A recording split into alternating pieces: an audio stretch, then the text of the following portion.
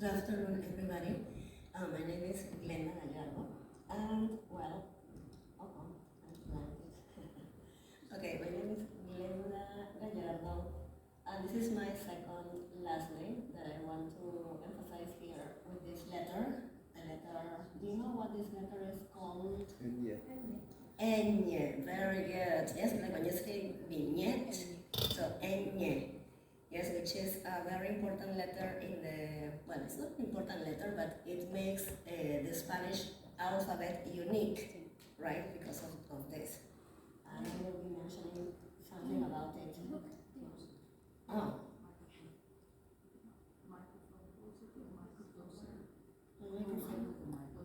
Closer? Okay, thank you. You're awesome. Okay, so I will be mentioning the letter Enye in the presentation. So I will be talking about something very personal, yes, because this is like my reflection on the apps and the software and representation. So I have these questions in mind, yes, that maybe you can also take. I was asking myself, how often, right? And you can ask yourself, how often do you show your learners people who look like them?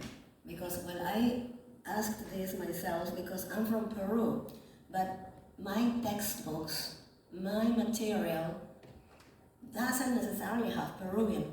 So how often am I showing my students people who look like them?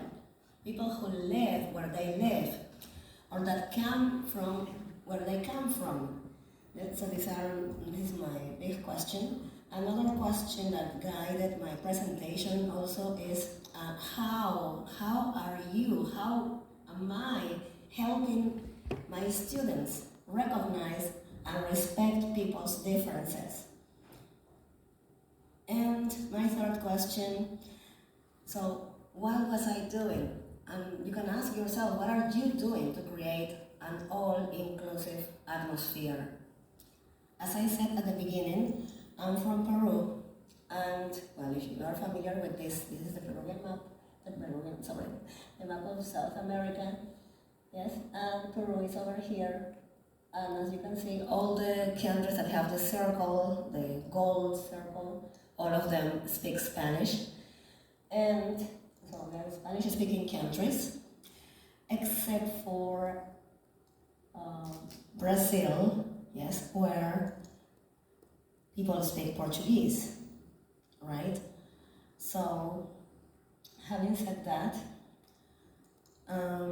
the Enye sometimes is not found in apps, right? Like, for example, in the SwiftKey keyboard, there are no Enyes. And what is more, in some of these apps, there are no tildes, yes, or which is the accent that we have in Spanish for some words. So when you want to type, it's like it's not there, it's not available, and you just have to type it and well, just go on, but you are not able to use it. And well, if we talk about translators, for example, translate.com, we have that we can translate from English to Spanish, and it clearly says it's a Spanish from Latin America, and that's fine. But what about other languages? In Peru and in other countries, you have a main language, but it's not the only language. And the same happens in Peru. There are many other languages. And if we want, for example, if we look at this map, all the brown area is Spanish, yes, because it's the official national language. And if you see the light blue part, yes, the light blue is Quechua, which is spoken by 13% of the people of the population of my country, followed by this gray here, which is Aymara. But you don't find that in translators, yes. But when I prepared the presentation, this was not available yet. There were, well, this translator has Spanish and Quechua, but it doesn't have sound. You can get some words, not everything, but well, there is something there. but there is no sound available. And this month, on May the 13th, Google announced that now they will have Quechua and Aymara, because this is also spoken in Bolivia, in Chile, and in other parts in South America.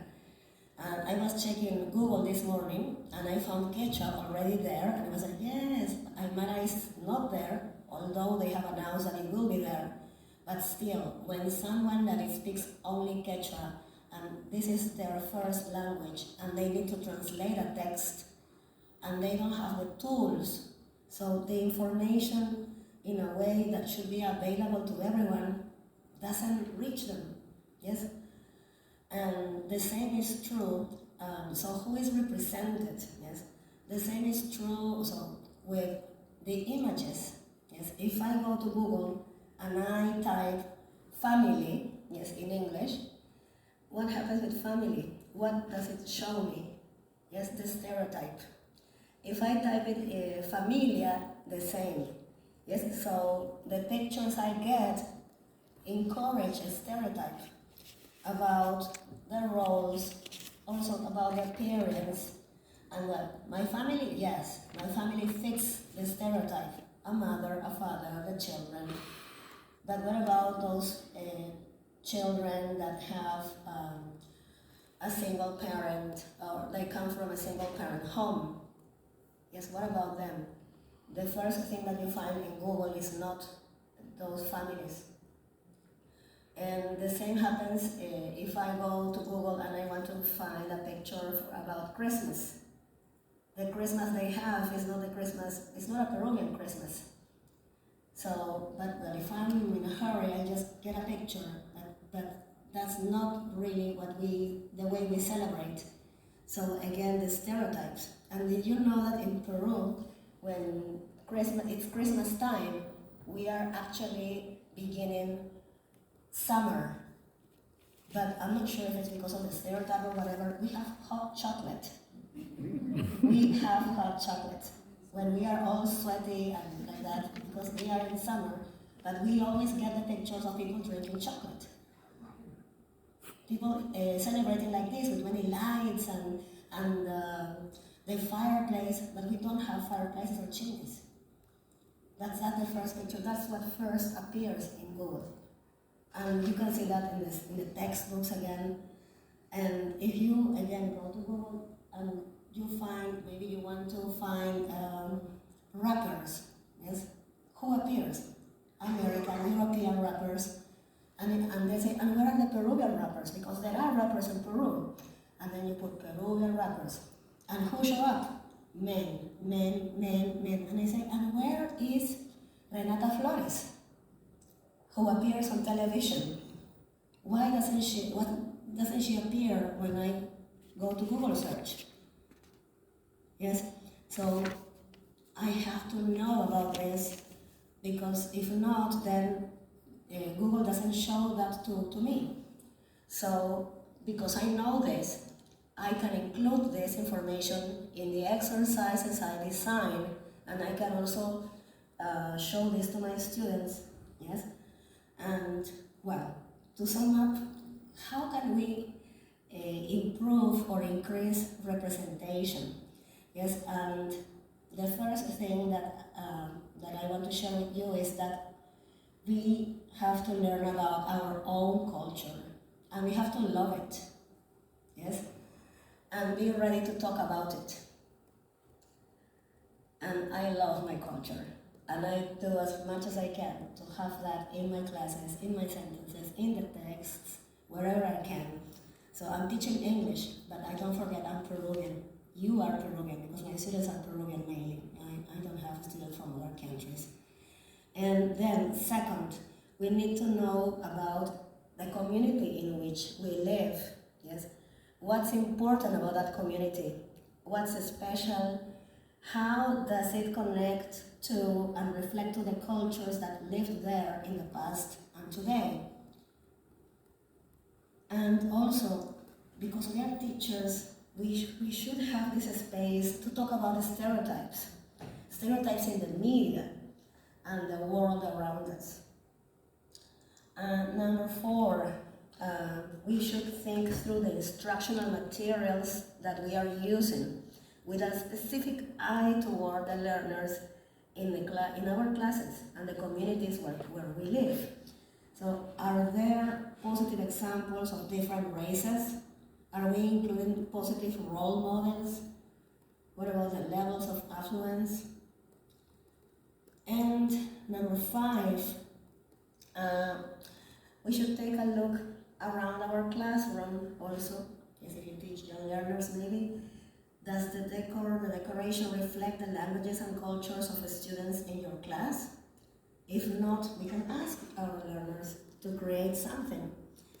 And last but not least, we should think hard about our pedagogy. Yes, does your teaching strategies make learning less or more accessible to some than others? Are there specific things that you can do or can avoid doing when you welcome your students, for example? So there is lots of food for thought. And well, that's it. That's my part. So thank you very much. Any questions? You can also